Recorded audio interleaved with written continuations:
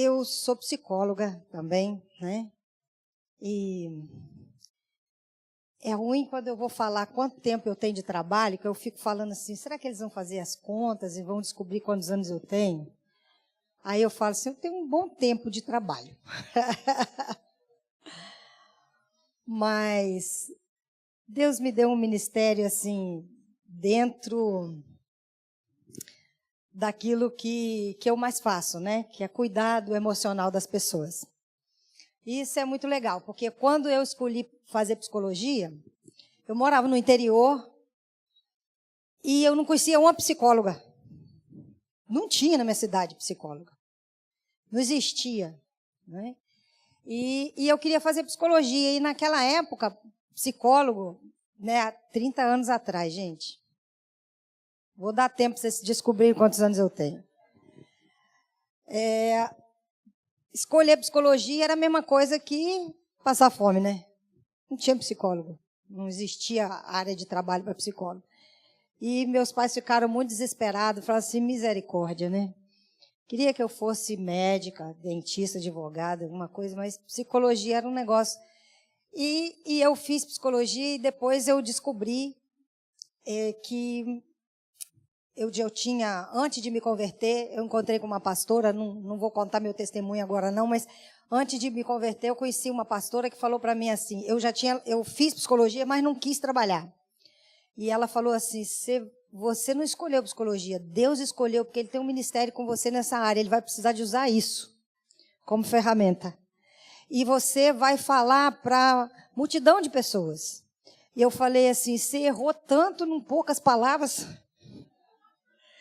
eu não vou voltar para a minha profissão, eu não vou me converter, eu não vou fazer obra nenhuma de Deus, eu não sou crente nem você.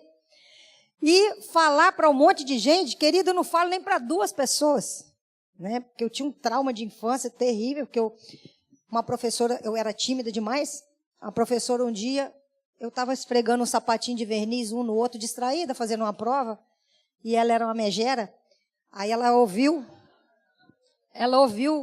o sapato, né? E ela me pegou no braço, levei um susto, me botou na frente de 40 crianças, que nunca tinha ouvido a minha voz, que eu era tímida demais, e as crianças regalaram o olho assim para mim, eu fiquei tão assustada que eu desmaiei. Daí para frente, se me colocasse com 3 pessoas olhando para mim, eu desmaiava.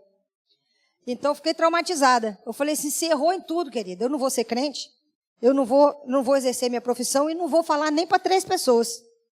1 ano depois, eu estava fazendo tudo aquilo que ela tinha falado, né? Mas aí Deus começou... Aí eu comecei a ler a Bíblia e ver Jesus como psicólogo. E é a coisa mais incrível do mundo. Como que Deus usa cada um na área dele.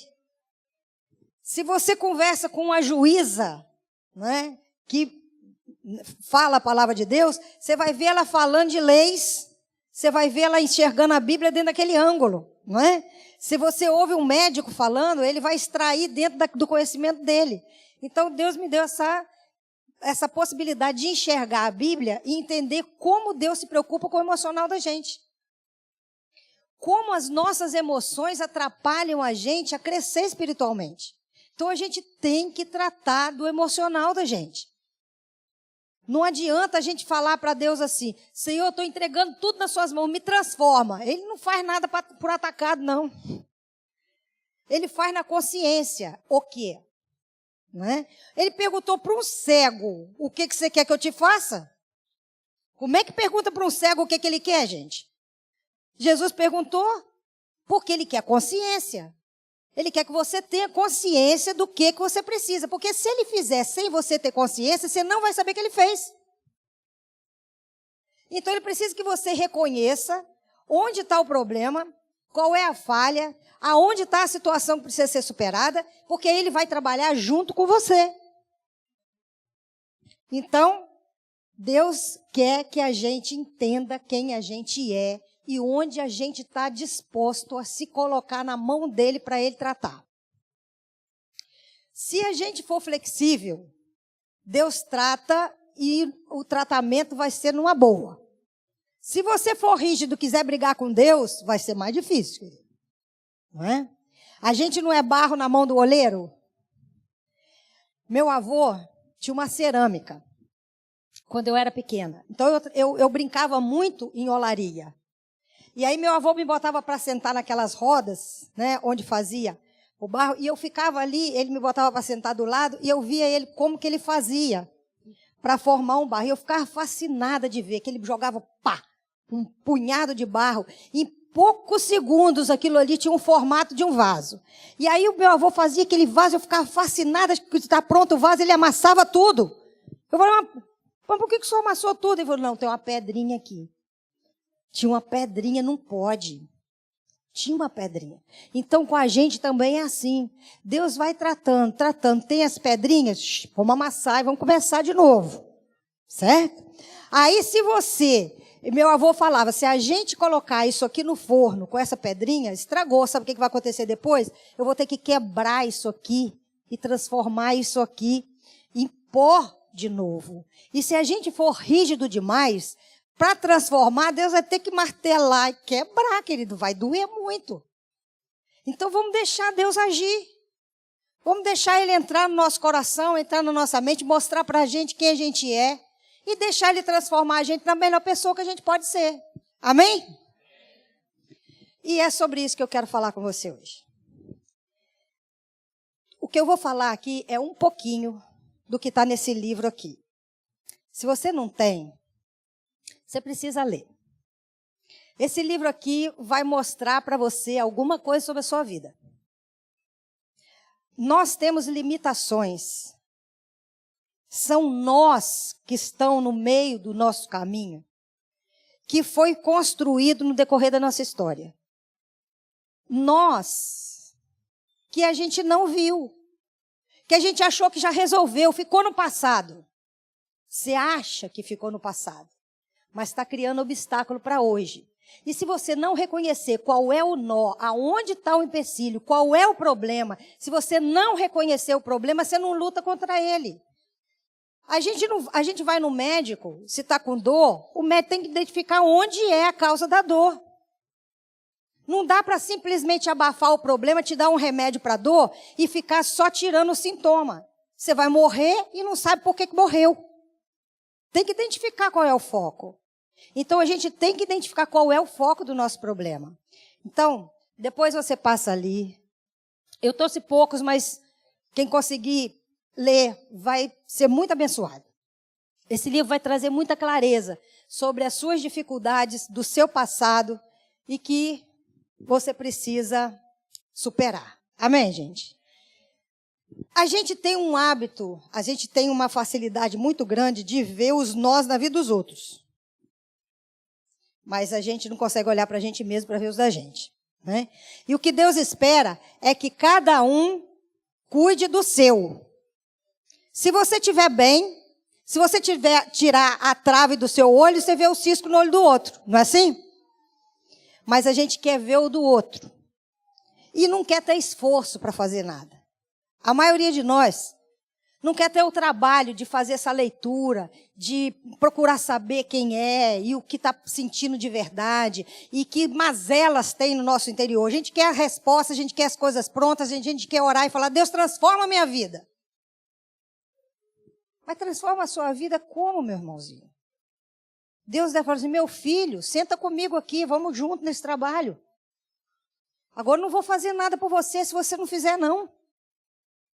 Acontece que a gente quer orar e quer entregar para Deus. Eu lembro de uma história de uma moça que chegou para o pastor e falou assim, pastor, eu quero arrumar um namorado, eu quero casar, quero ter uma família. Mas eu já orei, e eu acho que Deus não me escuta. Talvez Ele escute o senhor, dá para o senhor orar por mim, para eu arrumar um namorado? E o pastor falou, deixa comigo, a partir de hoje vai estar nas minhas orações. Passou um ano. Ela falou, pastor, Deus não ouve nem o senhor, hein? Ou então o senhor esqueceu de orar por mim. Ele falou, não, irmã, eu orei sim. Agora dá para, por favor, passar um batonzinho para colaborar comigo? Porque ela não queria fazer nada por isso. E nem fez. E aí a história conta que o tempo passou e ela morreu e não arrumou um namorado. E aí ela chegou no céu, o anjo abriu a porta, deixou ela entrar. Falou, entra, querido. Aqui seus desejos serão realizados. Aqui acabou o choro, acabou a lágrima, aqui vai dar tudo certo. Tudo vai ficar bem aqui. E aí, ele falou assim, ó, só tem um negócio que eu preciso que você tome muito cuidado. Não pisa nos patos, não. Aqui a gente cria pato à vontade. Patinho aqui fica muito bem. Então não pisa não, porque se pisar no pato, o castigo vai ser muito bravo mesmo. Então cuida só para não pisar no pato e o resto seja feliz aqui. Ela falou, beleza, eu vou tomar cuidado. E tomou cuidado mesmo. Passou o tempo, ela não pisou nos patinhos. E aí, um tempo depois, veio o anjo e falou assim, está aqui tudo que você queria na terra, o seu namorado. Ela olhou, Brad Pitt perdeu. O cara era uma coisa do outro mundo, do além. O sujeito era do além, certo? E aí ela olhou e falou assim, meu Deus, eu não podia imaginar que existia uma pessoa tão linda quanto essa. E ficou olhando para aquele homem assim, babando, emocionada. Aí virou para ele assim, rapaz, eu estou aqui pensando, o que eu fiz para merecer um homem lindo igual você? Aí ele falou assim, olha, o que você fez eu não sei não, agora eu pisei no pato.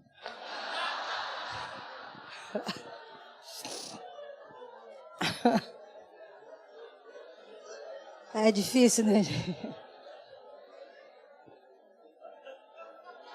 Essa história é um problema. Porque tem muita gente que fica fulano, pisou no pato. Aí fica olhando, ó, você pisou no pato. Não é uma história para arrumar encrenca não, viu, gente? Bom, vamos começar aí. Lendo aí o livro de Lucas, abre aí a sua Bíblia. No livro de Lucas, capítulo 5.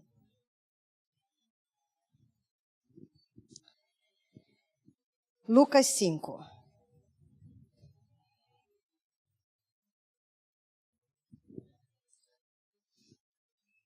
Quem será que pisou no pato por aí, né, gente?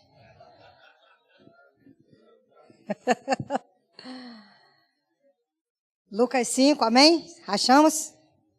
Quem não achou, diga misericórdia, que a gente espera. Aconteceu que, apertando a multidão para ouvir a palavra de Deus, estava ele junto ao lago de Genezaré. E viu estar 2 barcos junto à praia do lago. E os pescadores, havendo descido deles, estavam lavando as redes. E entrando num dos barcos, que era o de Simão, pediu-lhe que afastasse um pouco da terra e, assentando, ensinava do barco a multidão. E quando acabou de falar, disse a Simão, faze-te ao mar alto, lançai as vossas redes para pescar. Respondeu Simão e disse, mestre, havendo trabalhado toda a noite nada apanhamos, mas sobre a tua palavra lançarei a rede. E fazendo assim, colheram uma grande quantidade de peixe, de maneira que rompia-se-lhe as redes. Vamos orar? Senhor Jesus, muito obrigado. Obrigado pela tua palavra. Obrigado por esse encontro. Obrigado por essa igreja. Obrigado pelo teu povo reunido aqui. Agora, Senhor, fala conosco. Revela a tua palavra no nosso coração. E nos dê entusiasmo, motivação para viver exatamente como o Senhor espera que a gente viva. Para que a gente possa resistir até a tua volta, em nome de Jesus. Amém? Que Deus nos dê sabedoria. Muito bem. Aqui fala sobre lavar as redes. Vocês moram perto de praia aqui. Alguém já chegou na praia de manhã cedinho, quando os pescadores estavam tirando rede? Quando eu era pequena, eu via isso muitas vezes. Passava férias numa praia de uma cidade bem pequenininha, lá no estado do Rio. E quando a gente era criança, a gente achava uma emoção muito grande ir para a praia, assim, 5:30 da manhã, 6 horas, quando os pescadores estavam tirando as redes. Porque a gente gostava de ajudar os pescadores a tirar as redes. Mas uma coisa me chamava a atenção. Eu esperava ver só peixe nas redes. E vinha muito lixo. Não é assim? Vem muito lixo na rede. E aí tem que tirar o peixe e tem que depois tirar o lixo e remendar, costurar, né? O que foi rompido da rede. não dava para o pescador jogar a rede de volta, sendo que se ela tivesse suja ou rasgada. Não é assim? Porque se ele joga ela suja e rasgada de novo, o que acontece? Mesmo que tenha peixe para ser tirado, não vai poder. Então, Jesus, ele nunca chega na hora errada. Aqui nessa palavra diz que Jesus chegou na hora que os pescadores lavavam as redes. Ele sabia que a pesca tinha sido um fracasso, ele sabia que ele ia fazer a pesca ser um sucesso, mas ele tinha que chegar numa hora adequada para dar tempo deles lavarem as redes, porque depois ele ia mandar jogar de novo e a rede tinha que estar preparada para colher, né? Uma pesca boa. E aí, enquanto Jesus falava, os pescadores lavavam as redes. Mas quem é que lavava a rede? O pescador. Jesus dava a palavra. Mas o trabalho de lavar a rede era de quem? É do pescador.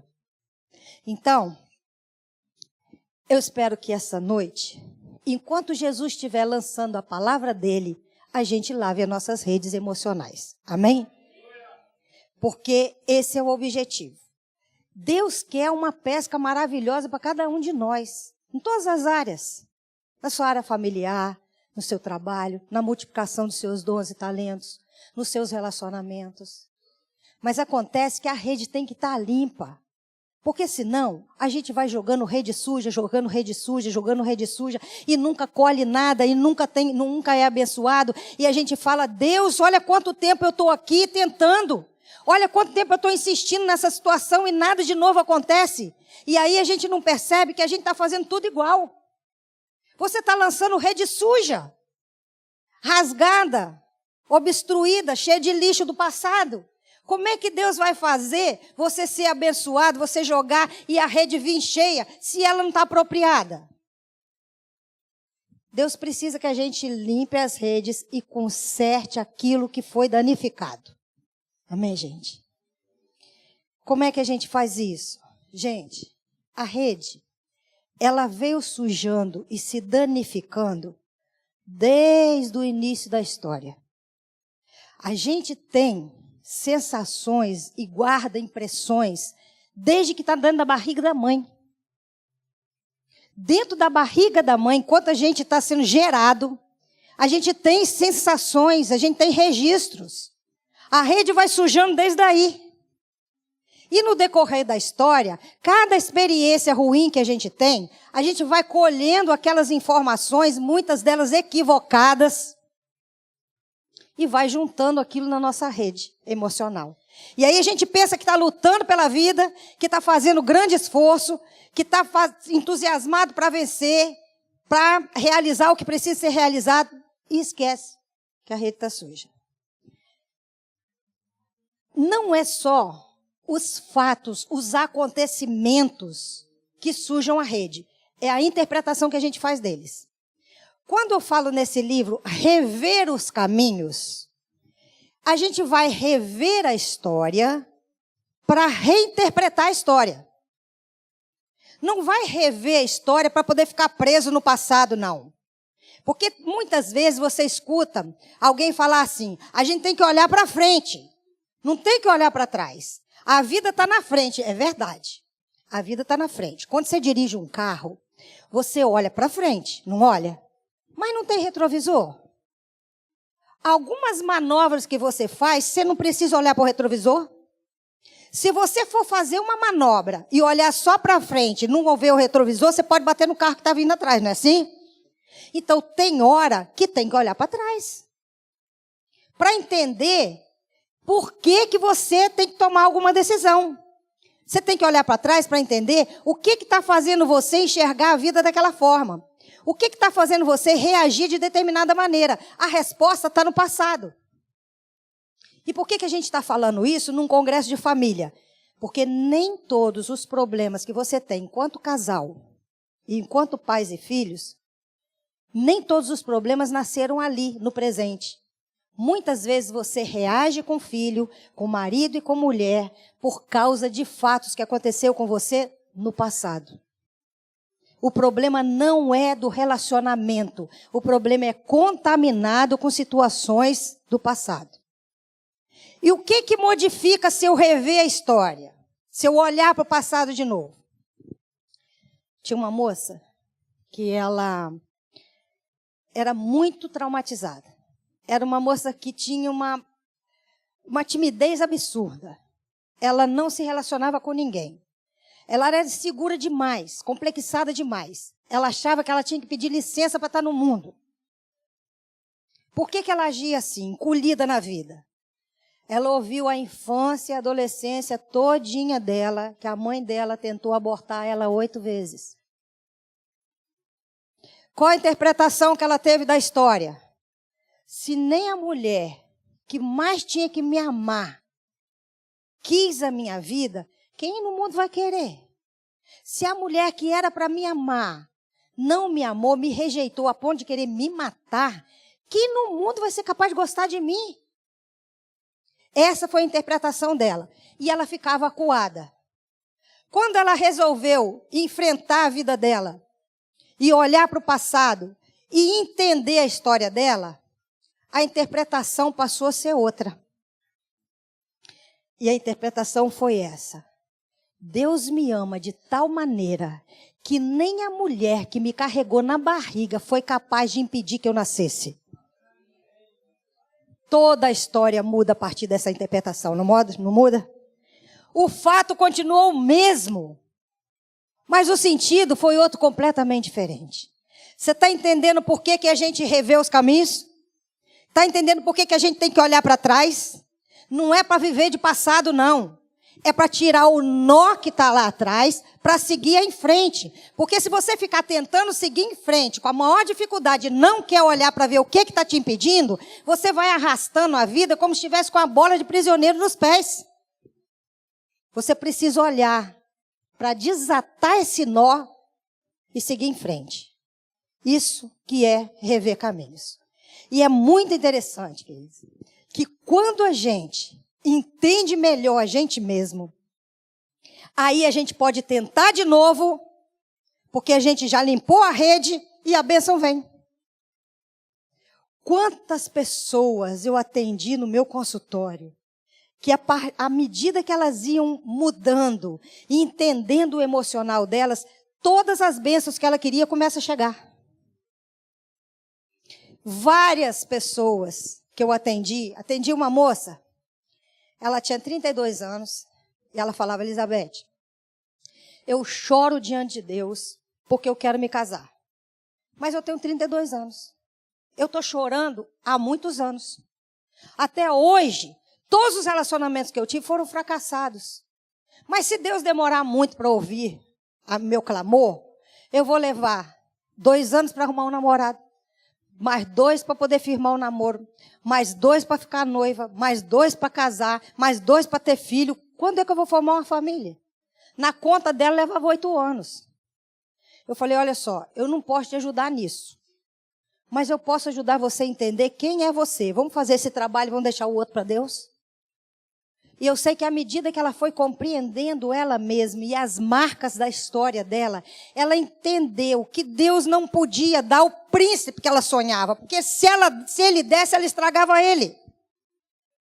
Ela não estava pronta para receber uma bênção. Ela ia jogar a bênção dela fora por causa dos traumas que ela tinha de infância. E à medida que ela foi entendendo e ela foi mudando, aconteceu uma coisa muito interessante. 6 meses depois, ela conheceu um rapaz que estava na igreja dela há 1 ano. E o cara entrava e saía e ninguém falava com o cara. Ele parecia invisível na igreja. Não fez amizade com ninguém. Deus escondeu aquele homem lá na igreja. Eu sei que depois que ela ficou legal, que ela entendeu, que ela mudou, ela conheceu o cara, em 8 meses aconteceu que não aconteceu, que nos planos dela ia ser em 8 anos. Em 8 meses ela estava casada. Então, Deus precisa, primeiro, que a gente se prepare para receber a bênção. Não adianta a gente ficar pedindo coisas que a gente não está preparado para receber. Quantos aqui tem promessa de Deus, gente? Levanta a mão aí. Pois é. Eu tenho promessa de Deus que tem muitos anos. Com certeza, um dos motivos deve ser que eu não estou preparado ainda para receber. Eu sei que as promessas de Deus, elas chegam no tempo certo, porque a promessa de Deus não diz respeito só à vida da gente, diz respeito a um cenário muito maior do que a vida da gente. Então tem que ser num tempo onde a sua bênção vai abençoar outras pessoas, porque você não é o centro do mundo. A gente faz parte de um plano maior. Mas existe um motivo para a gente não receber a bênção também, que é o motivo que eu quero colocar aqui hoje. A gente não está preparado para receber. Porque se a gente receber, a gente estraga. O que diz em Marcos 2:22? Jesus fala assim, não posso colocar vinho novo em odre velho. Por quê? Porque estoura o odre e derrama o vinho. O que é isso? Você ora, pede a Deus. Está na hora de você perguntar a Deus assim, Senhor, o que falta em mim para estar pronto para receber? Muda a minha vida, eu quero, mostra para mim. Eu quero mudar. Esteja disposto a lavar sua rede emocional, ao invés de só pedir a bênção. Tem gente que pede a bênção e fixa tanto nela, que fica arrumando estratégias diferentes para obrigar Deus a dar. Certo? Tem gente que pressiona Deus, fala assim, eu vou ficar 100 dias de jejum, quero ver se Deus não dá. Você morre de fome e Deus não dá. Vai manipular Deus? Com jejum e oração, com sacrifício? Não vai, querido.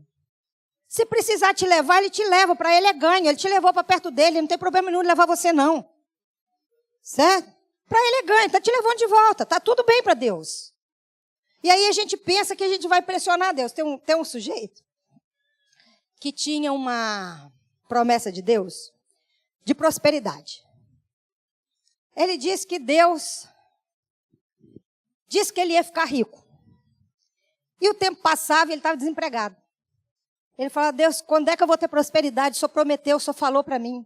E ele fazia jejum, subia um monte, e ele fazia tudo, pressionava Deus de todas as formas. Um dia ele cansou de pressionar Deus e ele resolveu levar um papo sincero com Deus. Ele falou, Deus, olha só, ouvi dizer que 1 milhão de anos para nós, para o Senhor 1 segundo. Tá certo isso? Deus falou, tá certo.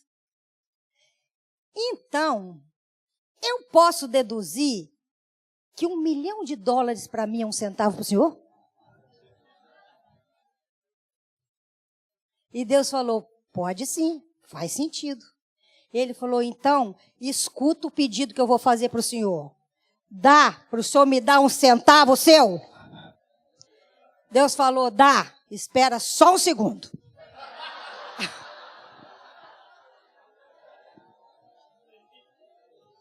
Olha,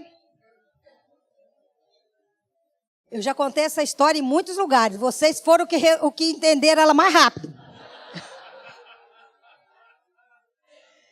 Tem gente que leva muitos segundos para entender essa história. Então, querido, não adianta enfrentar. Você precisa mudar. Deus tem prazer em abençoar. Ele tem prazer em abençoar. Mas abençoar de qualquer jeito, não adianta, vai estragar a bênção. Deus é um Deus excelente. Ele quer que tudo seja feito perfeito. E outra coisa, bênção para Deus, mudar um cenário para Deus, te dar alguma coisa, mudar uma circunstância, para Deus ele dá um estalo. Gente, Deus falou, haja e houve luz. Não é não? Haja, ele fez separação das águas com a palavra, ele fez o mundo com uma palavra, ele fez existir, vir à existência o que não tinha com uma palavra. Então ele não vai mudar um cenário, uma circunstância da sua vida com uma palavra? Claro que ele vai. Acontece que a circunstância da vida da gente é o jeito que Deus tem de provocar mudança na gente. Ele não pode invadir teu coração. Ele não pode entrar na sua mente e mexer lá nos seus neurônios e fazer as sinapses funcionarem diferente, porque senão ele vai teleguiar você, ele não quer isso, ele quer te dar liberdade. Aí o que Deus faz? Ele move a circunstância para a circunstância obrigar você a tomar consciência e decidir que quer mudar. Então você tem que perguntar assim, Senhor, a circunstância está aqui, tem anos e anos eu estou vivendo desse jeito. O que eu estou fazendo que já está gerando esse mesmo resultado? Começa a perguntar para Deus isso. Você vai focar em você ao invés de focar na circunstância. Porque o dia que você mudar, Deus olha para a circunstância e fala, haja. Acabou. Amém? É assim que ele trabalha com a gente. Só que, muitas vezes, a gente não quer olhar o passado. Por quê? Porque o passado é de dor. Você não quer olhar para a sua infância, porque lá tem um abuso, tem um trauma de infância, tem um abandono, tem uma dor muito forte, você não quer lembrar dela. A gente tem medo da dor que já passou. O abuso já aconteceu. O abandono já aconteceu. E a gente continua com medo dessa dor. Por quê? Porque o nosso inconsciente, ele age assim. Quando você era pequeno, você sentiu aquela situação de uma determinada forma. Desprotegido, frágil, indefeso. Você cresceu, amadureceu, aprendeu um monte de coisa. Aí você enfrenta a dor de novo, o seu inconsciente esquece que você cresceu e faz você reagir como criança. Vou te dar um exemplo. Eu tive um paciente que falou para mim assim, Elizabeth, eu estou arriscada a perder o emprego, porque eu entrei em depressão. Eu tenho 40 dias para você tratar de mim e me tirar da depressão, senão eu perco o emprego. Eu falei, que legal isso. Sobrou para mim. Eu falei, quer dizer, eu sou responsável por você ser despedido, né? Se eu não conseguir tirar você da depressão, né? Mas ele falou assim, não, ele caiu na depressão mesmo, ele ficou muito mal. E ele falou, não vejo jeito de sair da depressão. Por quê? Porque o responsável pela minha depressão é o chefe. Eu tinha um patrão que estava há 30 anos na empresa. Era um senhor muito doce, uma pessoa muito amável, uma pessoa muito legal. Só que ele era uma pessoa que tratava a gente com uma consideração muito grande. Ele aposentou, entrou um jovem lá, ditador, que simplesmente me descontrola o tempo todo. Ele chega e dá ordem. Ele me dá uma ordem aqui, daqui a pouco outra, daqui a pouco outra, daqui a pouco outra. E no final das contas, ele quer um balanço do que eu fiz e eu não fiz nada. Porque eu começo uma coisa, ele manda para outra, eu começo a outra, ele manda para outra. E aí o que aconteceu? Ele fracassou no trabalho. Fracassou e ficou desesperado. E aí ele estava sendo ameaçado de ir embora. Ele tinha família, 2 filhos. Ele falou assim, eu vou perder o emprego e eu não tenho condição de fazer isso. Agora, como que eu vou sair de uma depressão se a pessoa responsável pela depressão não sai de lá? Eu falei, quantas pessoas tem no seu setor? Ele falou, mais de 20. Eu falei, quantas tem depressão? Ele falou, só eu. Eu falei, então não é ele o cara, o problema. E aí, eu comecei a conversar com ele sobre a infância dele. Ele falou, não quero perder tempo para falar da minha infância. Eu preciso lidar com o hoje, porque o meu tempo está contado. Eu preciso falar do agora. E aí, enrolava, perguntava uma questão de onde ele morou, ia tentando estratégia para fazer ele entrar na história dele do passado. Até que a história veio à tona. O pai dele era um militar muito rígido. O pai dele chegava em casa e abria as gavetas para ver se estava tudo no lugar. Todo mundo ficava numa tensão enorme quando o pai chegava. Ele tinha pânico do pai dele. E o pai dele era rígido demais e era ignorante, batia mesmo. E botava de castigo e fazia uma algazarra dentro de casa quando chegava. Quando dava a hora do pai chegar, o coração dele disparava. Ele sofria cada vez que estava na hora do pai dele chegar em casa. Esse menino passou a infância todinha com medo de uma autoridade do pai que para ele era imbatível. Esse cara cresceu, aprendeu uma profissão, trabalhou, amadureceu, casou, teve filho. O dia que ele encontrou um patrão, exatamente como o pai dele, veio à tona todo o sentimento de infância. Vocês estão entendendo? Aí o que o inconsciente faz ele sentir? um menino de 8 anos de idade. Só que ele não sabe disso. À medida que ele foi entendendo tudo isso, ele foi percebendo que ele não podia agir como um menino de 8 anos. Ele precisava agir como homem. Ele tinha que entender que a história passou, ele cresceu. Aquele chefe não era o pai dele. E ele não era um menino de 8 anos de idade. Quando ele começou a entender isso foi ficando claro, ele começou a enfrentar a realidade de outra forma. E aí ele voltou para o trabalho e começou a encarar o chefe como um outro homem. Quando o chefe mandava fazer uma coisa e dava outra ordem, ele falava assim, qual é a prioridade? Essa ou aquela? Porque eu só posso fazer uma de cada vez. A atitude dele mudou. O chefe continuou o mesmo, mas ele não. Certo? Então, é isso que acontece quando a gente olha para trás e entende por que a gente reage de tal forma. As nossas reações de hoje têm a ver com o passado. Então não dá para dizer assim, o meu passado já morreu, eu já enterrei. Querido, se você acha que enterrou o passado, você enterrou o sujeito vivo. Porque ele vai fazer força para voltar. E você tem que enfrentar, porque o seu passado já não tem mais poder sobre você. Se você encarar, ele perde o poder. Quantas pessoas têm medo de fantasma? Um dia eu vi uma cena, num filme, não lembro onde, mas o sujeito tinha medo de cemitério. Só que ele descobriu que tinha um tesouro, um roubo, um resultado de um assalto que estava guardado no cemitério. A ganância foi maior que o medo, ele foi para o cemitério. Só que quando chegou lá, ele passou por uma roseira e o galho da roseira prendeu o paletó dele. O medo de fantasma era tão grande que ele não quis olhar para trás e infartou. É o que acontece, você não quer olhar para trás por medo do que vai ver, infarta e morre. A gente precisa olhar, por quê, querido? Porque o passado não tem mais poder sobre a gente. Quem tem poder sobre a gente é o Espírito Santo de Deus. E quando o Espírito Santo de Deus tem poder sobre nós, o passado só serve, querido, como instrumento para abençoar a gente. Você pode dizer assim, o meu passado só tem dor.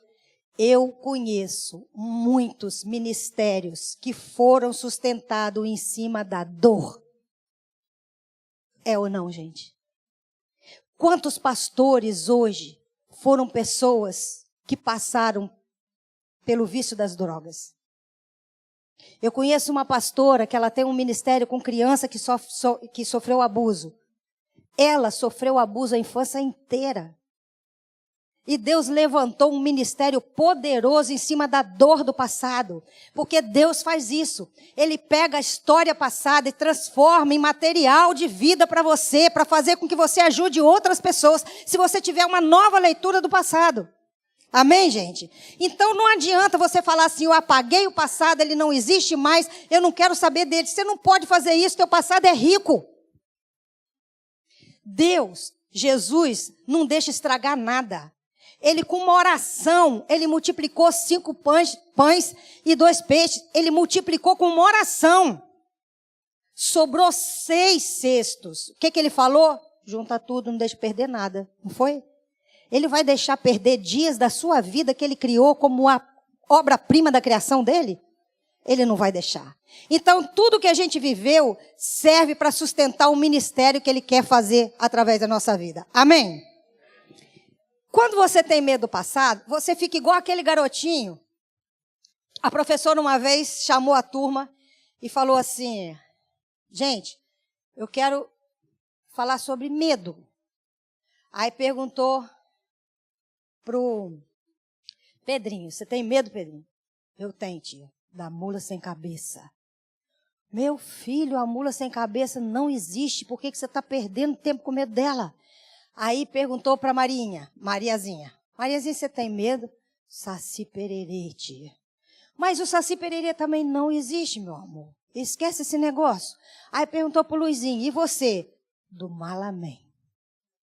Malamém, mas não conheço Malamém. Não, tia, minha mãe conhece muito bem. Porque toda noite eu fico escutando a minha mãe orar. Não nos deixe cair em tentação, mas livrai-nos do Malamém.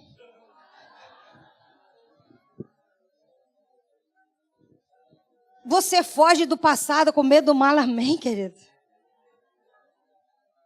É só uma interpretação que a gente deu para a história, entende? Então a gente precisa enfrentar. A Bíblia fala, uma vez, alguém falou para mim que psicologia não era de Deus, não é? Essa história de você olhar o passado e avaliar o passado, a terapia faz isso, né? O processo terapêutico faz isso. Você examina a sua história e vai entender os obstáculos que aconteceram nela, né? Pelo menos na minha visão. E aí um dia eu falei assim, lê aqui, né? Na Bíblia, quando Agar, serva de Sara, estava lá no deserto. Sara não podia engravidar. E precipitou, achou que Deus estava demorando demais a realizar o plano dele. E entregou a serva, né? Para gerar filhos com Abraão. Agar ficou grávida. Depois que ela engravidou, ela ficou soberba. Ela achou que ela era mais importante que Sara. E aí, soberba, Sara não suportou, mandou ela embora. E ela ficou grávida lá no deserto, perdida. O anjo chegou para Agar e falou para ela assim, Agar, serva de Sara. Quando ele fala Agar, serva de Sara, ele está dizendo para nós, que a gente ia ler a Bíblia depois, o seguinte, eu conheço ela e a história dela. Eu estou perguntando para ela tomar consciência de quem ela é. Certo? Então, aí o que ele pergunta para ela? Aí tem o resumo do processo terapêutico. De onde você vem e para onde você vai. Ou seja, você não adianta ficar procurando foco no futuro. Olha para o que aconteceu no passado, você vai entender porque está perdido agora. Certo? E aí fez ela voltar para resolver a questão do passado. A gente não vai voltar, mas a gente vai reler o passado e interpretar diferente. Mas a Bíblia mostra que a psicologia é de Deus, sim. Você analisa a sua história, entende o que aconteceu de errado e muda as circunstâncias. Amém, gente? Muito bem. Se a gente não faz isso, o que acontece? A mente da gente fica agarrada no passado e você começa a viver, pensar e agir de acordo com o passado, se você não entende ele. Se você não supera ele, se você não ultrapassa ele. O povo do Egito, o povo de Israel, o povo de Deus, ficou preso no deserto como escravo 400 anos, não foi? Deus mandou libertar eles. Deu trabalho para libertar o povo. Para tirar o povo do Egito foi trabalhoso. Mas não levou tanto tempo assim. Agora, para tirar o Egito da cabeça do povo, levou 40 anos. Para tirar a memória de escravidão, você está entendendo? O povo tinha 400 anos de escravidão. Para tirar isso da mente das pessoas, o trabalho foi pior do que tirar as pessoas de dentro do Egito. Para trabalhar com a mente da gente não é brincadeira. E teve que passar toda aquela geração, querido, para esperar outra geração para entrar na Terra Prometida. Por quê? Porque se a gente não conserta a rede emocional, não adianta, você não chega na bênção. Deus fez uma promessa. Ele fez e ele já realizou, mas eu tenho que chegar lá. Para eu chegar lá na minha promessa, eu tenho que não ter bola de prisioneiro amarrado nos meus pés. Eu tenho que estar livre para chegar até a promessa. Deus realizou, ele já fez. No mundo espiritual, ele falou, está pronto ali. Se eu fico agarrado aqui, eu não chego ali. Foi Deus que não quis realizar? Não, ele realizou. No mundo espiritual está pronto. Eu é que tenho que chegar lá. Deus falou com o povo, atravessa que a terra está lá do outro lado. Não é isso? Eles atravessaram, tiveram que conquistar, não tiveram? Mas para avaliar a terra, foram 12 pessoas, 12 espias. 10 examinaram a terra e disseram, bom, tem cachos de uva gigante, a terra mana leite e mel, tem coisas maravilhosas na terra, mas aqui não dá para encarar o gigante. O povo é perigoso.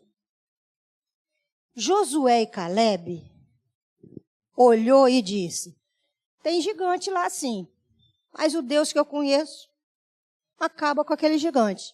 Agora a terra tem cacho de uva gigante, é uma terra que emana leite e mel, tudo que planta dá.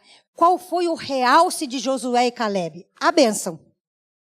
Qual foi o realce dos outros 10 espias? As dificuldades. Por que que eles viram mais dificuldade? Porque a mente era de escravo. Aí eles não tinham ultrapassado ainda a escravidão, porque eles viveram 400 anos sendo massacrados, sofrido, um povo enfrentando dificuldades, sendo humilhado, derrotado emocionalmente, fisicamente. Eles não conseguiram tirar aquilo da mente.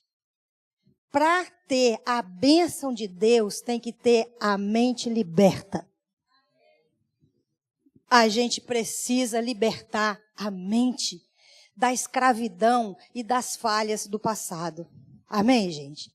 Como que é isso? Como que é alguém que tem a mente livre? Sabe aquela história assim, quando você passa por uma situação difícil, e aí alguém fala uma coisa com você, uma ofensa, e te coloca numa situação complicada, e você fica paralisado? Você fica no aé? Você fica, aé? Aí você chega em casa, você acalmou, tranquilizou. Caramba, era só eu falar isso que eu enfrentava a situação. Mas depois que o medo passou, você encontrou a resposta, não foi? Mas na hora do pânico, bloqueia tudo. Você não sabe a resposta. Como é que é uma mente livre do passado? Tem uma história de um motorista chamado Alfredo. O Alfredo, ele era motorista de um cientista. O Alfredo trabalhava com o cientista há 20 anos. Levava ele em muitas conferências em vários lugares do país. Um dia, eles foram para o interior, um lugar distante, ninguém conhecia ainda o cientista. Foi o motorista o Alfredo levando o cientista. No caminho, o Alfredo falou assim, doutor, eu já ouvi as palestras do senhor tantas vezes que eu sou capaz de fazer do jeito que o senhor faz. Deixa eu fazer uma palestra dessa para o senhor ver como é que eu sei. O cientista falou, rapaz, tu é arrogante demais. Eu estudei a minha vida inteira para entender o que eu sei. E você, só porque ouviu eu falar, acha que entende? Ele falou, doutor, não entendo nada. Eu só repito igual o senhor fala. O resultado vai dar o mesmo. Ninguém vai saber que eu não sei. Eu vou fazer igual o senhor. Eu conheço as histórias, eu sei o ponto, a vírgula, eu sei toda a entonação, eu sei aonde o senhor exalta, aonde o senhor não exalta, eu sei tudo, já decorei tudo, 20 anos, doutor. Aí o doutor falou assim, meu filho, no final, aquele povo faz um monte de pergunta, eu quero ver você respondendo. Ele falou, decorei todas as perguntas e todas as respostas. Eu sei responder qualquer negócio. Aí o cientista falou assim, olha, você é tão petulante que eu vou te dar uma oportunidade. Eu vou arriscar a minha carreira. Mas você vai ter que passar por essa situação para você ver o que é estar no meu lugar. E ele falou, eu arrisco o meu salário. Eu trabalho para o senhor o resto da minha vida, o senhor não precisa pagar nada se eu der algum furo. Foi lá o Alfredo. Trocou de roupa com o cientista. Foi o Alfredo lá para frente com um terno italiano, aquela malinha sofisticada. E o cientista sentou lá atrás com o capzinho do motorista. Fez uma palestra, gente, brilhante. O cara acertou em tudo, ele foi fantástico. Deu tudo certo. No final, um monte de perguntas. Ele respondeu todas. Só que naquele dia, tinha um adolescente superdotado. Sabe esses meninos enjoados? Que tem a mente lá na frente. E que pergunta um negócio para você que ele sabe a resposta, ele não precisa que você responda, mas ele desafia para acabar com você. Tinha umzinho desse lá. Aí, aquele adolescentezinho fez uma pergunta inédita, ninguém nunca tinha feito. O Alfredo não perdeu o rebolado. Ele falou assim, meu rapaz, a tua pergunta é tão simples e tão banal que eu vou deixar meu motorista responder para você, meu filho.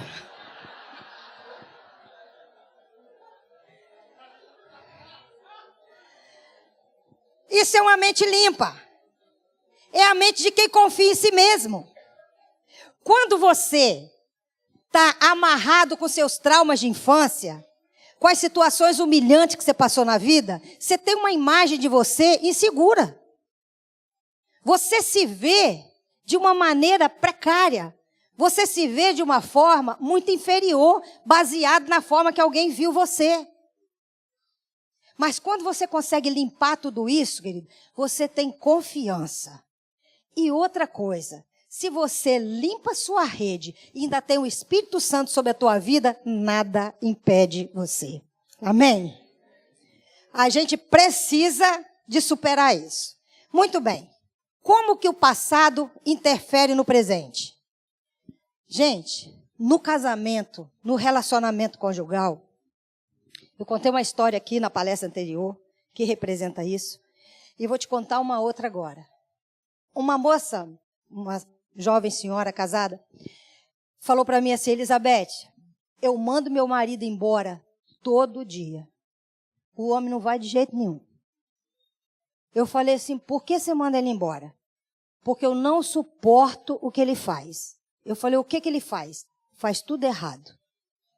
Eu falei: tudo e nada é a mesma coisa. Você precisa me falar o fato. O que ele faz de errado? Ele faz tudo. Eu falei: não aceito. Me fala alguma coisa. Ele acorda, abre o olho. Está errado. Ele respira. Não gosto que ele respira.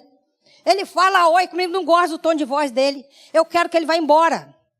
Eu já mandei um monte de vezes. Ele não liga para mim. Ele ouve e faz de conta que não escuta. E eu quero que ele vá embora. E eu insisti com aquela moça durante 4 sessões para ela me falar alguma coisa sobre o marido dela que ele fazia de errado. E ela nunca conseguiu falar. Aí um dia eu desisti e falei assim: muito bem, querida. Então me fala do seu pai. Ela falou: aquele traste, eu não falo desse homem. Esse homem humilhou a mim e a minha mãe a vida inteira. Eu passei a infância inteira pedindo pelo amor de Deus para minha mãe largar de ser fraca e botar aquele homem para fora de casa.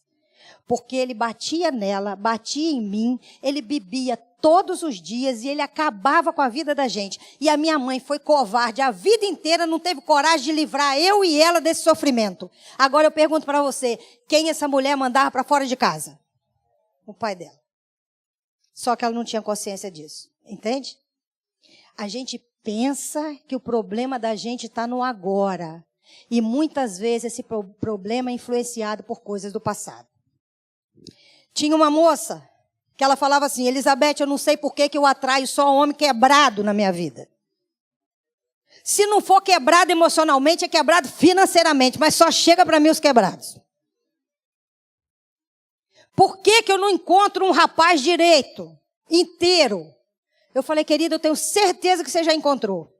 Ela falou: não encontrei. Eu falei: encontrou sim, só que você não gostou dos inteiros. Você gosta dos quebrados. Por quê? Porque eu conhecia a história dela. Você não atrai o quebrado, não. Você seleciona o quebrado. Ela passou a infância dela inteira sendo humilhada pelo pai.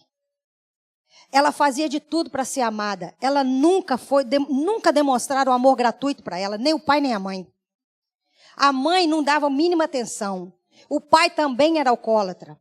Ela não tinha lugar na casa dela. Sabe o que ela fazia para ser importante? Ela cuidava dos outros. Ela pegava o pai bêbado na rua. Ela fazia tudo dentro de casa para poupar a mãe dela. Ela cuidava dos irmãos. Ela fazia de tudo para ela ser uma pessoa mais importante, para ver se alguém valorizava ela. Quando essa moça é jovem, ela não acredita que ela possa ser amada pelo que é. Então ela tem que buscar alguém para quem ela vai ser útil. Porque se ela for útil para alguém, ela acha que aquela pessoa vai ficar com ela só porque precisa dela. Porque amar ela não acredita que possa ser amado. Então ela escolhe alguém que necessita dela. Só que ela escolhia essas pessoas, cuidava dessas pessoas, as pessoas não precisavam mais dela, deixava ela. Simples assim. À medida que ela entendeu isso, ela começou a ser mais seletiva. E prestar atenção em quem podia amá-la de verdade. Entendeu que ela podia ter um relacionamento de igual para igual. Amém, gente? Muitas vezes, a lente do passado afeta o futuro. Você olha para frente, olha para o futuro com a lente do passado. Por exemplo, uma pessoa foi traída. Rompeu um relacionamento por causa de traição. Os próximos relacionamentos dela, ela fica procurando pista de traição daquela outra pessoa. Você foi humilhado demais. Você tem outros relacionamentos, você fica procurando pista de humilhação. Você foi agredido no passado. Você olha para as pessoas e já fica na defensiva procurando saber qual o sinal de agressão. Você olha para o futuro procurando o sinal do passado. Quem entendeu isso? Levanta a mão.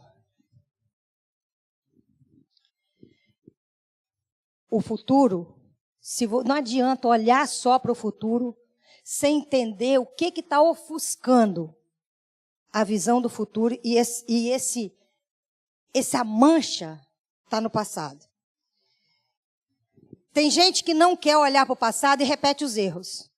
Um senhor uma vez falou para mim assim: Elizabeth, casei 8 vezes. Nunca achei uma mulher ideal para mim. Será que um dia eu vou achar? Eu falei: o senhor já pensou se o seu homem ideal para alguma mulher? Por que só as mulheres estão erradas? Mas, gente, ele foi me contando sobre a vida dele. Ele casou com 8 mulheres que só tinham CPF diferente, mas reagiu da mesma forma. Se você não entende o passado, você vai escolhendo pessoas que se comportam do mesmo jeito. Você teve um pai alcoólatra, você vai encontrar um homem alcoólatra, ele larga aquele, vai buscar um outro alcoólatra. Quantas pessoas já tratei assim? Larga um por causa de um problema e encontra outro do mesmo jeito. Quando você não entende o passado, o que você vai? Você sabota o seu futuro. Como é que sabota o futuro? Antes de falar como é que sabota o futuro, você pode ficar de pé um pouquinho?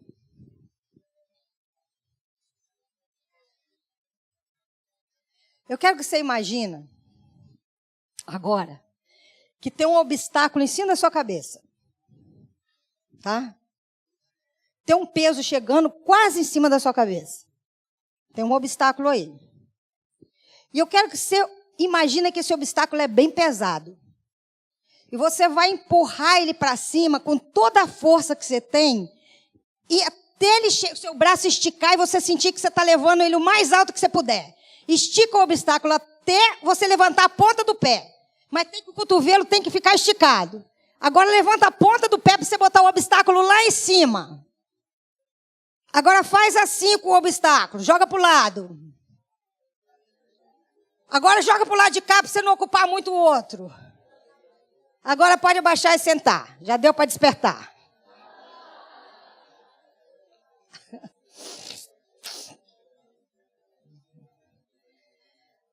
Vamos entender como é que a gente sabota o futuro. Uma moça falou para mim assim: Elizabeth, Deus vai me dar um salão de cabeleireiro. Ele me prometeu. Falei: quanto tempo tem isso? Ela: tem muitos anos. Eu falei assim: quanto de dinheiro você já juntou para o seu salão? Ainda não comecei a juntar, não. Quantos cursos você fez para aprender a administrar o salão? Ainda não fiz curso nenhum. O que você já sabe fazer se você não puder ter muito empregado? Você vai ter que fazer alguma coisa no seu salão. Fazer unha, cabelo, tintura, corte, essas coisas. Quantos cursos você já fez nessa área? Ainda não fiz, não. Eu falei: sabe quando Deus vai te dar um salão? Ainda não vai dar, não. Isso é sabotar o futuro. Como que você sabota o futuro? Você não acredita que você é capaz de viver aquela história, mas você tem que convencer você mesmo que você está acreditando nela, que você tem sonhos, que você tem projeto de vida, que você não está à toa na vida, que você está lutando por algum projeto. Aí você mente para você, falando que você acredita no futuro. Mas é mentira, você está mentindo para você. Você tem medo de chegar nesse futuro e não dar conta dele. Aí você fica arrumando desculpa para não agir. Isso é sabotagem. Se você acredita, querido, você dá um passo e bota o pé dentro da água, porque depois que botar o pé, Deus abre o mar. Mas ele não dá garantia para depois você ir, não. Você tem que ir para depois ele realizar, porque ele precisa fazer na fé. Amém? Muitas pessoas têm medo de realizar alguma coisa, têm medo do futuro, porque tem medo da responsabilidade. Aí ela prefere ficar no fracasso. Gente, o fracasso é cômodo. Ele é ruim, mas ele é cômodo. Você senta, se sente um fracassado e não precisa fazer nada. Agora, dá trabalho ter sucesso. Dá trabalho ter sucesso. E tem um bocado de gente que morre de medo de sucesso. Porque se você tiver no sucesso, querido, você vai ter que garantir o sucesso, você vai ter que trabalhar para não cair, você vai ter que trabalhar para continuar crescendo. O sucesso exige de você empenho. E tem gente que prefere o comodismo do fracasso do que lutar para ter esse empenho. A gente se sabota por causa disso. Você tem medo de vencer. Tem gente que pensa que tem medo só do fracasso. Não, querido, você tem medo do sucesso também. Gente, Deus nos fez para estar em movimento. Para você investir. O barco fica no cais. Mas ele não foi feito para ficar ali.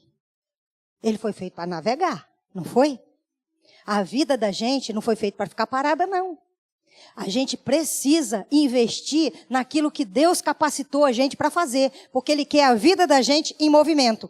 Mas aí quem tem medo do sucesso faz o quê? Fica olhando o sucesso do outro. Nossa, Deus deu tanto talento para aquele cara, né? Ganhou 10 medalhas de ouro na natação. Também olha só o que Deus deu, uma capacidade enorme para o cara vencer.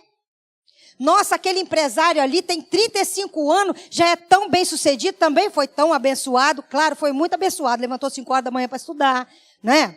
Para trabalhar, para pagar o estudo, para vencer. A sorte dele foi essa. Aí fala que é sorte, eu falo que Deus só que abençoou. Deus abençoa quem faz.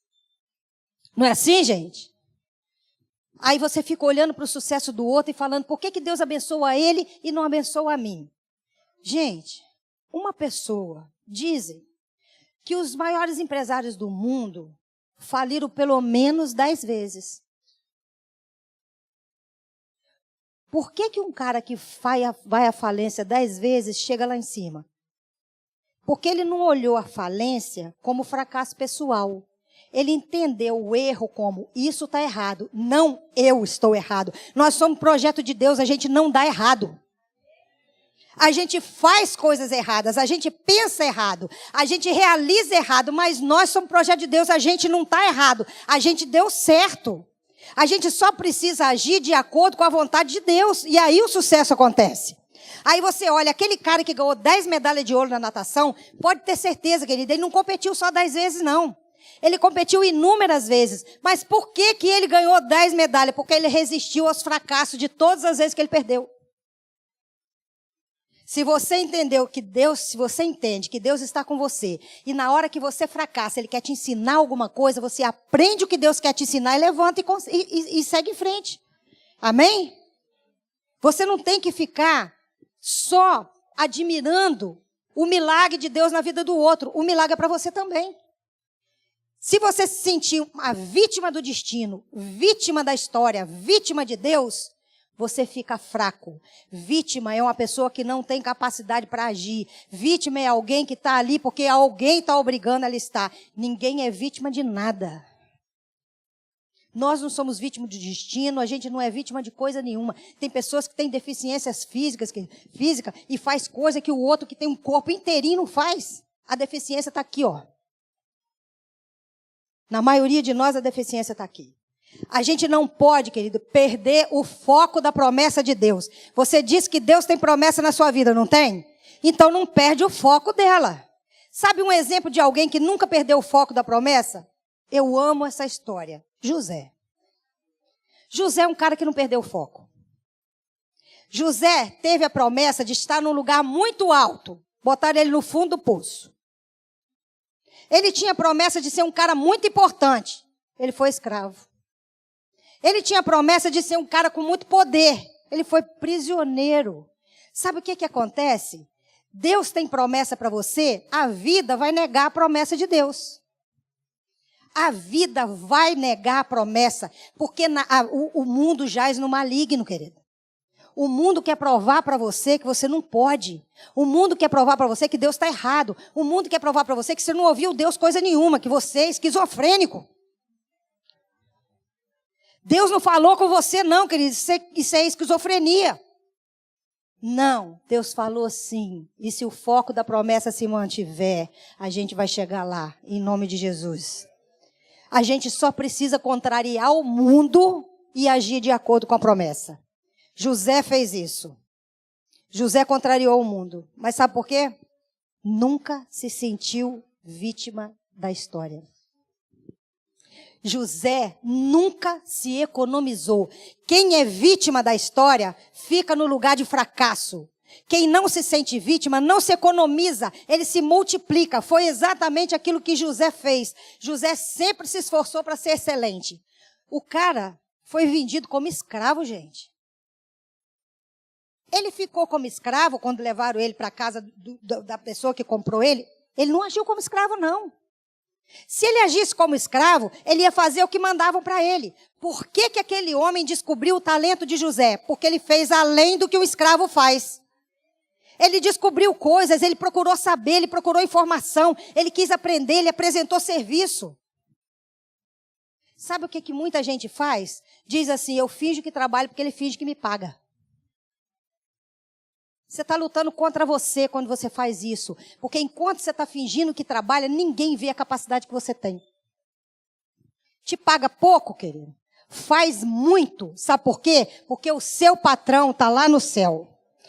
Tudo que a gente faz para Deus. A gente não faz para patrão daqui da terra. A gente não faz para ninguém daqui, a gente faz para o Senhor. Se tudo que você fizer, você entender que Deus está vendo, você vai agir com excelência. E quando você agir com excelência, você vai ser aprovado. Aquilo que você está fazendo vai ser reconhecido uma hora. José agiu com excelência. José foi o melhor profissional que ele podia enquanto era escravo. Deram a ele a administração dos bens. Aí apareceu aquela endemoniada na vida dele, né? A mulher do patrão, que quis seduzir José. José se manteve correto com Deus e com o patrão dele. O que aconteceu? Foi jogado na prisão injustamente. Aí a gente acha assim, eu faço tudo certo.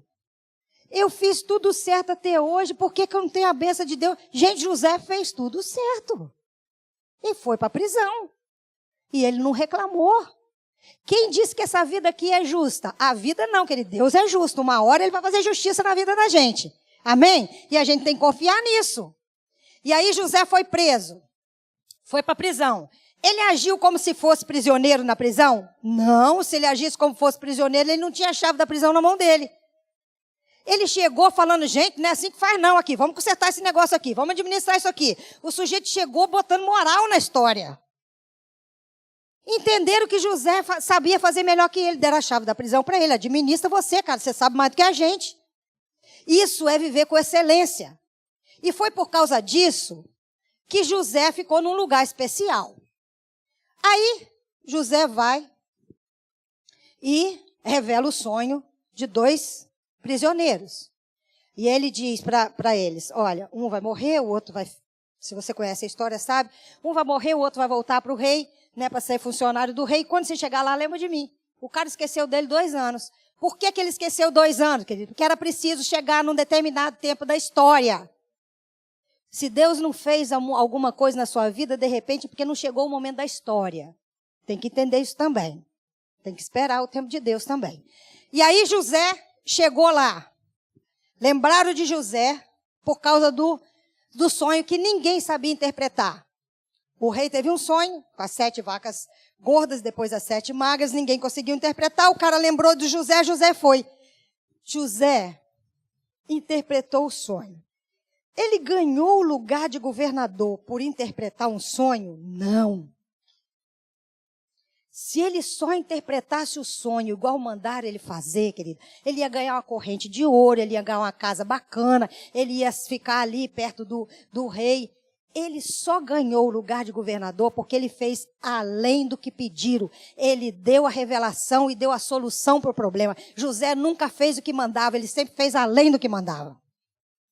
Ele sempre agiu com excelência. E aí a gente tem que entender isso. Deus nos capacitou, a gente tem que fazer além. Se multiplica, querido, dê o melhor de você. Descansar na eternidade, a gente descansa, querido. Aqui é batalha. Amém? Vamos fazer o que Deus espera que a gente faça. O galardão lá vai ser muito bom. Eu sei que tem gente que fala assim. O agitado igual o sanguíneo, como eu, né? Quando pensa assim, nossa, no céu vai ser uma paz enorme. Aí você pensa, meu Deus, eu vou pedir um trabalho para Deus lá, que eu não vou saber ficar parado, não. Eu vou pedir, Senhor, me bota num lugar para trabalhar, eu não sei ficar parado, né? Mas a gente vai ter função, né? Mas é a função dentro de um projeto de Deus que é diferente desse aqui. Amém, gente? Como que a gente lida com sucesso dentro do propósito de Deus, sem deixar o passado contaminar o sucesso da gente? Muitas pessoas não conseguem realizar o que Deus quer porque fica preso nas mágoas do passado. Muitas pessoas não resolvem as mágoas do passado, mas passa por cima dos obstáculos e consegue alguma coisa.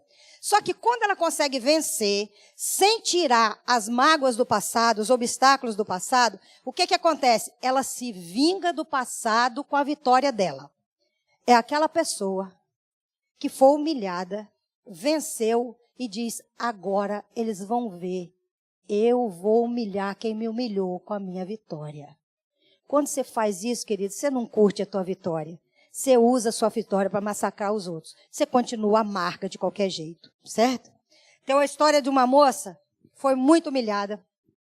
Estudou, passou num concurso. Muito bom. Bastou uma mesa um balcão, entre ela e as pessoas, para ela achar que ela era mais importante. E aí, quando ela estava do lado de cá do balcão, ela sentiu, agora eu tenho poder. E aí chegou um sujeito que precisava de um documento. E ela atingia na hora que ela queria. E o cara chegou e falou assim, eu preciso desse documento, eu tenho poucos minutos, eu estou na minha hora de almoço, eu preciso voltar com esse documento. E ela fechou o vidro que ela comunicava com as pessoas e falando no telefone, lixando a unha, e assim ela ficou. E o cara perdeu o que ele tinha que fazer porque ela não quis dar. Uma semana depois, essa moça foi fazer uma viagem e ela chegou no aeroporto 2 minutos depois que fechou o portão do embarque. E ela foi disposta a convencer a pessoa que estava ali a deixar ela entrar, porque o avião não tinha saído ainda. E ela mostrar o quanto era importante aquela viagem para ela. Só que ela chegou no portão do embarque. Quem era o homem que estava ali? Aquele que precisou do documento. Ela falou alguma coisa? Não. Querida, a vida é assim. A gente não pode usar de arrogância com a vitória que Deus dá para a gente. A vitória que Deus dá para a gente, querido, é para a glória de Deus. Não é para inflar o nosso ego, não. A Bíblia fala que manda o profeta Obadias para falar com um povo de Edom. O povo de Edom é um povo arrogante. Ele tinha casas lá nas altas rochas. E eles achavam que eles eram intocáveis. E eles diziam, quem pode me derrubar daqui? Aí Deus mandou falar para ele assim, ainda que você suba tão alto como a águia e faça seu ninho nas estrelas, de lá eu te derrubo. Não tem lugar no mundo seguro, nem para mim, nem para você, a não ser na mão de Deus. Esse é o lugar seguro para nós. Não tem poder, não tem dinheiro, não tem status, não tem posição, não tem título, nada segura a gente. Quantos homens na história foram poderosos, mandaram e desmandaram, e na velhice, querido, viveram numa cadeira de roda e não faziam as coisas mínimas que qualquer um faz, que uma criança pode fazer, porque precisava da ajuda dos outros. Quem disse que Deus não tira o poder da gente? Então vamos usar aquilo que Deus nos abençoou com humildade, para abençoar outras pessoas. Amém, gente? Deus ensina para a gente que nós somos iguais. Temos funções diferentes, mas valores iguais diante de Deus. Eu ministrei uma vez no encontro de casais. Foi num sítio, né? E eu gosto muito de comer. Adoro comer, gente. Toda vez que eu chego no lugar, pergunto, que tipo de coisa que você gosta de comer? Eu falei, comida boa. Qualquer uma. A única coisa que eu não gosto é de angu. Do resto eu gosto de tudo, gosto de jiló, gosto de qualquer coisa. Eu só não gosto de angu. Eu nem sei por que eu não gosto, porque eu nunca experimentei. Eu só sei que eu não gosto de angu. Eu acho que é por causa da minha avó. A minha avó fazia muito angu e a minha avó tinha uma mania assim. Ela não pegava comida assim, botava no prato da gente, não. Ela fazia assim e tornava no prato da gente. E ela fazia assim com angu. Eu tinha horror da imagem dela jogando metade de um prato de angu dentro do meu prato. Aí, polenta. Polenta. Muito bem. Mas eu gosto de comer. Cheguei no sítio, né? No encontro de casais, fui para a cozinha. Ainda não estava na hora da ministração. Eu fui para a cozinha para ver o que tinha naquele dia. Aí eu cheguei na hora da divisão de tarefas. Quem era o chefe da cozinha? Um homem, sem estudo, sem cultura, sem título nenhum, mas um excelente cozinheiro. Para que vai botar um doutor para ser chefe de cozinha? Vamos botar um bom cozinheiro. É não, gente? No meio, o pastor separou 50 pessoas para ajudar o cozinheiro. O grupo era imenso de pessoas que estavam fazendo o congresso.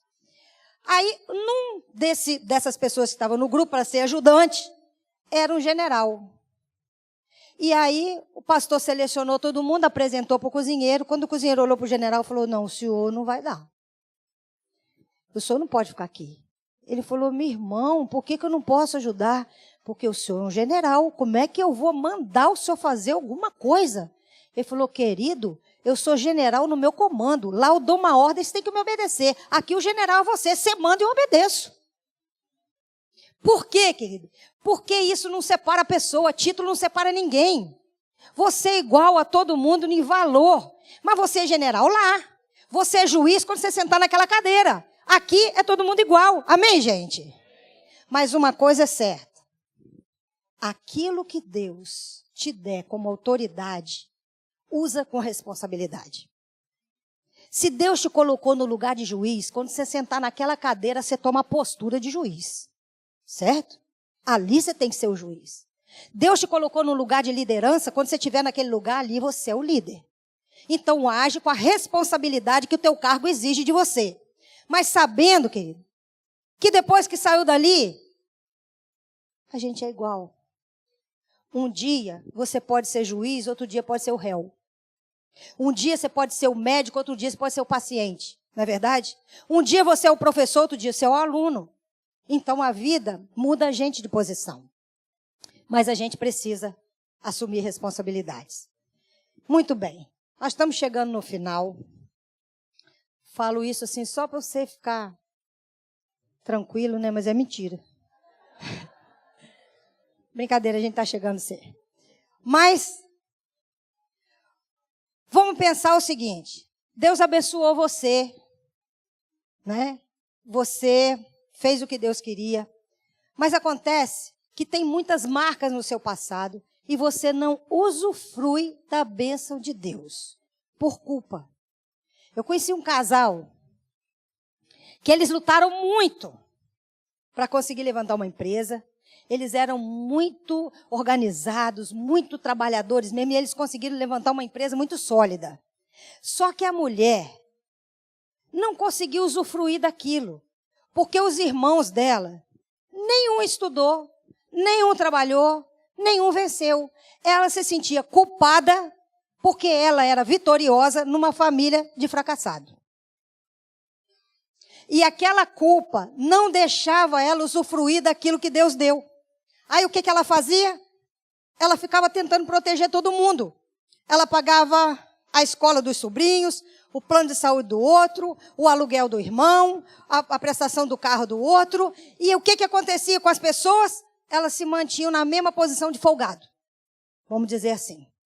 Olha, Deus espera que a gente ajude uns aos outros. Ele espera isso. Mas até para tirar a dor de alguém tem que ser dentro do propósito de Deus.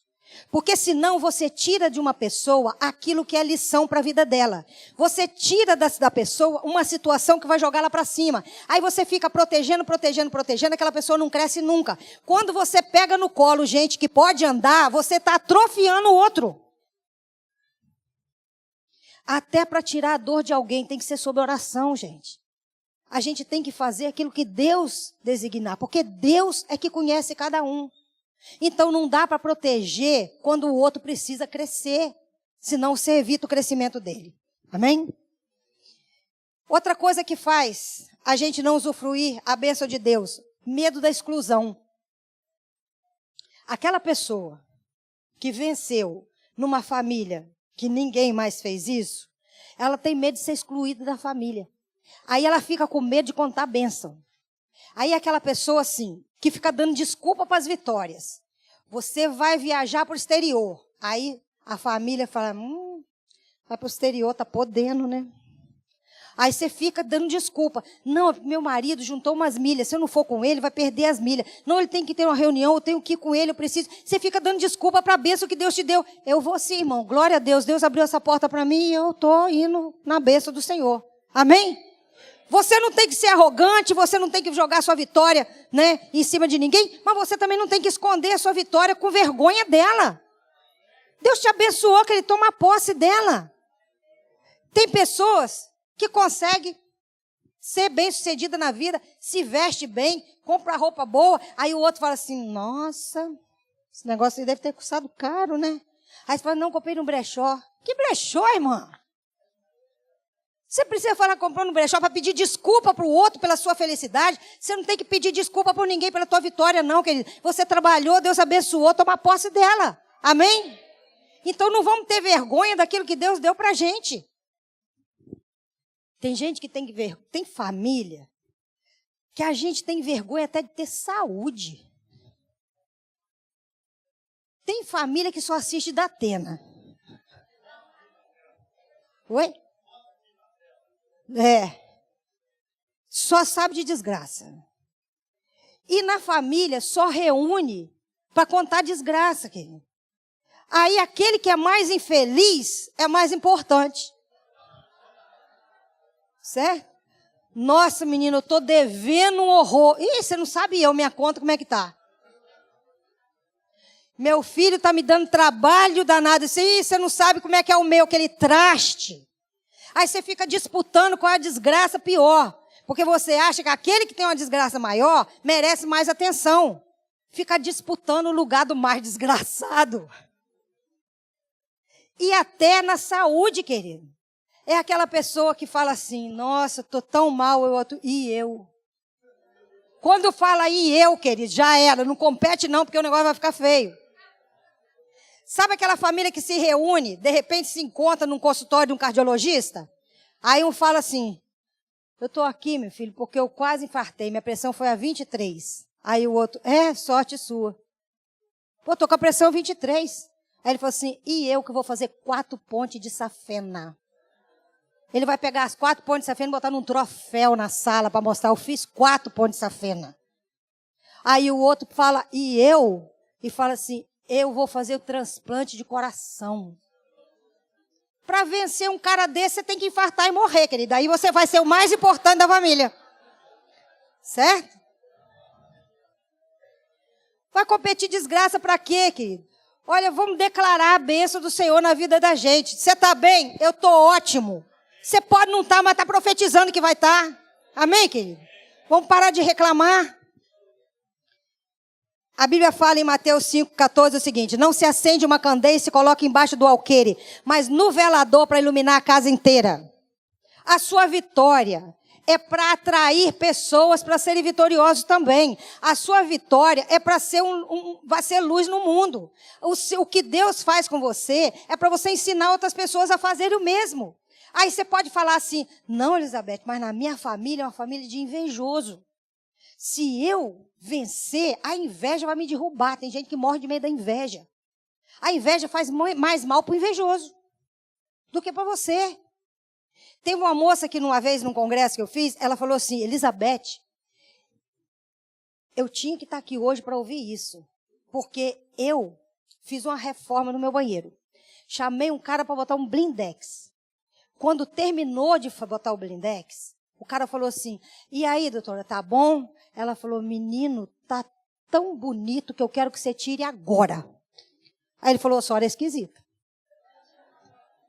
Porque já me mandaram tirar porque tá ruim.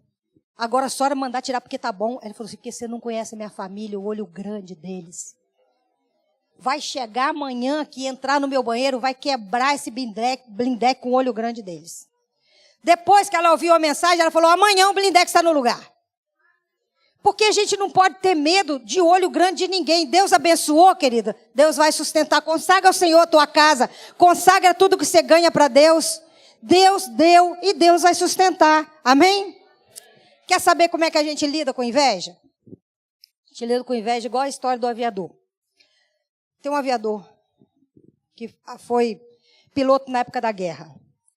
E o sonho dele é fazer um voozinho, né, com o avião que ele pilotou na época da guerra. E aí ele conseguiu, com muito custo, uma concessão para fazer uma vistoria no avião.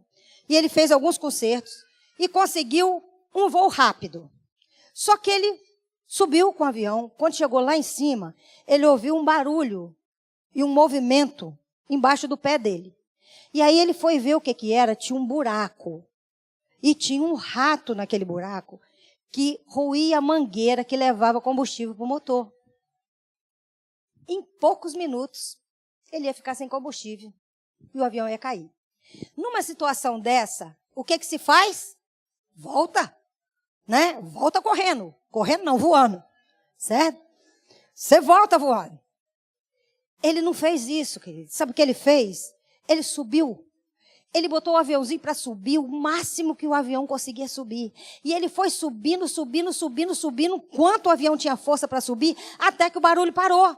Quando ele olhou, o rato estava morto. Por quê? O ar rarefeito das grandes altitudes matou, sufocou o rato. Sabe como é que a gente lida com vitória? A gente sobe de acordo com o que Deus quer, vai na direção de Deus, vai subindo, vai olhando para o alto, vai olhando para o Senhor. Aonde Ele quiser, você vai indo até aonde Ele sinalizar. Porque a sua vitória, querida, é como o ar rarefeito, sufoca a inveja do outro. Amém? É assim que a gente luta.